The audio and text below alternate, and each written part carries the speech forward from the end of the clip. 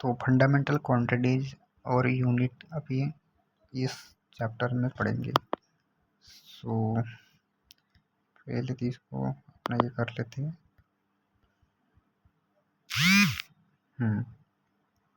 The physical quantities which do not depend on any other physical quantity for their measurement।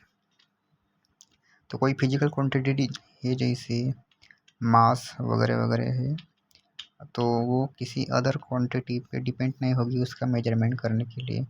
जैसे कि हम water को कहाँ पे ये करते हैं, लीटर में यूज करते हैं, मतलब एक बर्तन में लेते हैं और उसको यूज करते हैं। तो हाँ, यही होगा शायद। अगर ये नहीं हुआ तो उसको थोड़ा हल्का सा गेस कर लेना तुम। तो there are 7 fundamental quantities: length, mass, time, temperature, electric current, luminous intensity and amount of substance. तो ये है फंडामेंटल क्वांटिटीज। अब इनके यूनिट क्या है फंडामेंटल क्वांटिटीज के? द तो फंडामेंटल क्वांटिटी कितनी है? 7। Length, mass, time, temperature, electric current, luminous intensity and amount of substance. तो इन फंडामेंटल क्वांटिटीज़ की अब यूनिट्स क्या है, कहाँ पे ये किस तरह से ये मेजरमेंट किया जाता है इनका? लेंथ, तो लेंथ का मेजरमेंट किया जाता है मीटर में, मीटर, किलोमीटर, ये लेंथ। और इसका सिंबल होता है ये छोटा वाला स्मॉल एम। फिर मास, मास का हम यूनिट बोलते हैं किलोग्राम, ग्राम, किलोग्राम, इसका सिंबल है केजी। फिर टाइम, टाइम का है सेकंड, सेकंड, हावर, ये है टाइम की यूनिट। इसका सिंबल है एस, स्मॉल एस।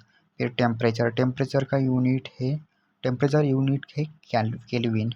हाँ, हम इसको सेल्सियस में भी और फ़ारेनहाइट में भी, हाँ, ऐसा यूनिट है ये जो है, ये ऐसा यूनिट है। तो ऐसा यूनिट को डिफरेंट कर लेना कॉमन यूनिट से, ठीक है।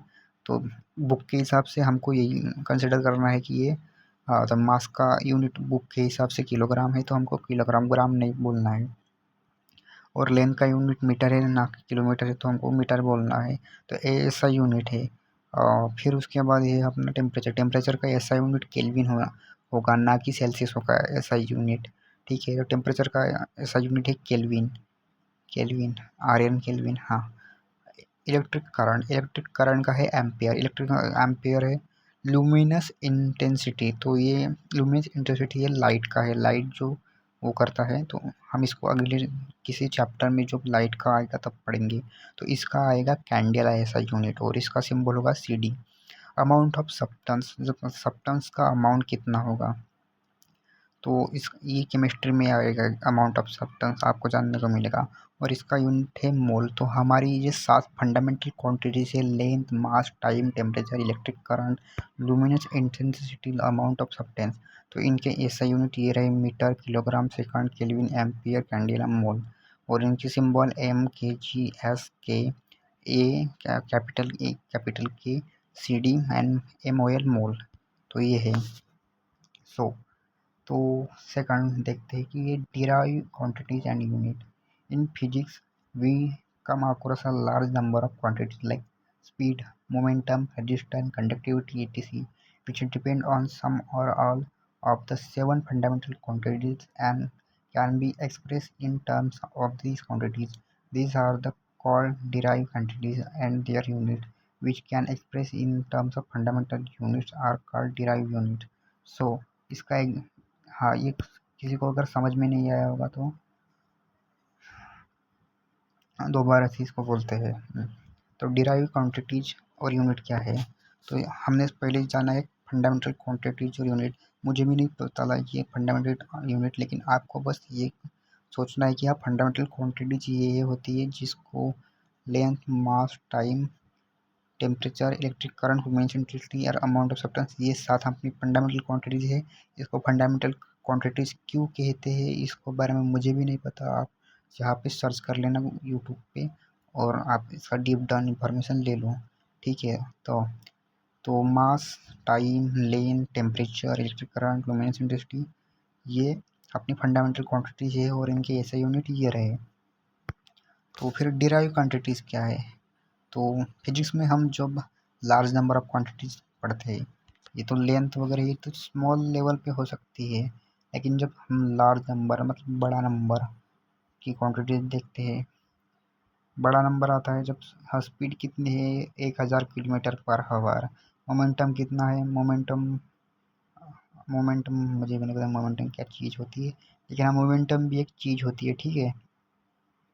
सो और रेजिस्टेंस, रेजिस्टेंस मतलब किसी हाँ हमें पता है ना रेजिस्टेंस मतलब क्या, कोई चीज़ रेजिस्टेंस कहाँ पे अपने को देखने को मिलता है फिजिक्स के हिसाब से, सिंपली है रेजिस्टेंस हमने को देखने को मिलता है इलेक्ट्रिक करंट के फ्लो में हमें को रेजिस्टेंस देखने को मिलता है, और बहुत सारी चीज़ों में हमें रेजिस्टेंस देखने को मिलता है। तो ये मतलब ये अपने को रजिस्ट करता है, सिंपल। तो क्या है यहाँ पे, तो ये डिराइव क्वांटिटीज होती है, ये डिपेंड करते हैं सभी फंडामेंटल क्वांटिटीज़ के ऊपर, और हम इसको एक्सप्रेस कर सकते हैं this term of quantities, these are the called derive quantities and their SI unit is their units which can be express in term of fundamental units are called derived unit, simple. For example, SI units और velocity। अब SI unit of velocity, velocity मतलब क्या होता है, displacement कितना अंतर, कितना distance cover किया है, कितने टाइम में, उसका हम वेलोसिटी बोलते हैं। मतलब एक गाड़ी ने 1 किलोमीटर 5 मिनट के अंदर कवर किया है, तो उसका वो होगा उसका वेलोसिटी की किलोमीटर पर आवर मीटर पर सेकंड। तो ये है वेलोसिटी, मतलब एक प्रकार का स्पीड ही हमने उसकी कैलकुलेट की है, एक प्रकार की स्पीड मतलब ही अपने को वेलोसिटी होगा हाँ। फिर अपना को आता है unit of momentum, unit of mass, unit of velocity, ठीक है। सो ये इसका लेक्चर यहाँ पे ही एंड कर जाते हैं, फिर हम जाएंगे सप्लीमेंट्री यूनिट्स पे।